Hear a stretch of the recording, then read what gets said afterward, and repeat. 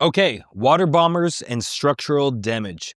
So 99% of people listening probably won't even click this video because it doesn't apply to you. But if you did, and it does, here's a 2-3 minute story, lesson, things to be aware of.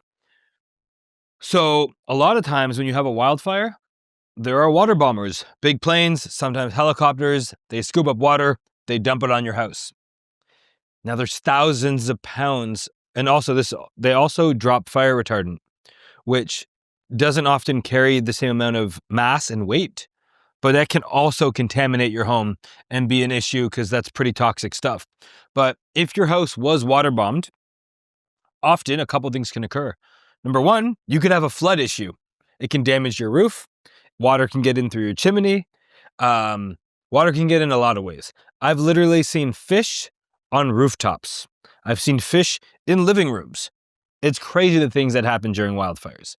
So if your house was water bombed, call a structural engineer. And often, as crazy as this is, sometimes you'll have a flood because of the water bomber from the fire, but the fire insurance claim won't respond to the water damage. So you actually have two concurrent insurance claims, one for the fire and one for the flood. And that's annoying, especially if they give you two different insurance adjusters.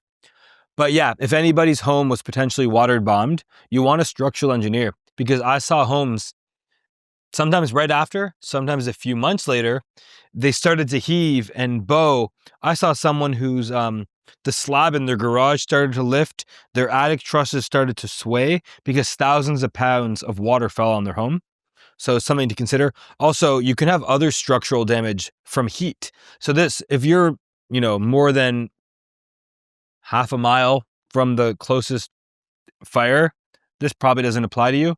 But if you were close, really close to homes that were lost, for sure your window seals are likely blown. Your siding likely expanded and then contracted from the extreme heat. And then just the general building envelope can be very compromised from the heat. So something to pay attention to: if your home was either water bombed or really close to the fire, it is really suggested to have a structural engineer come and assess your home.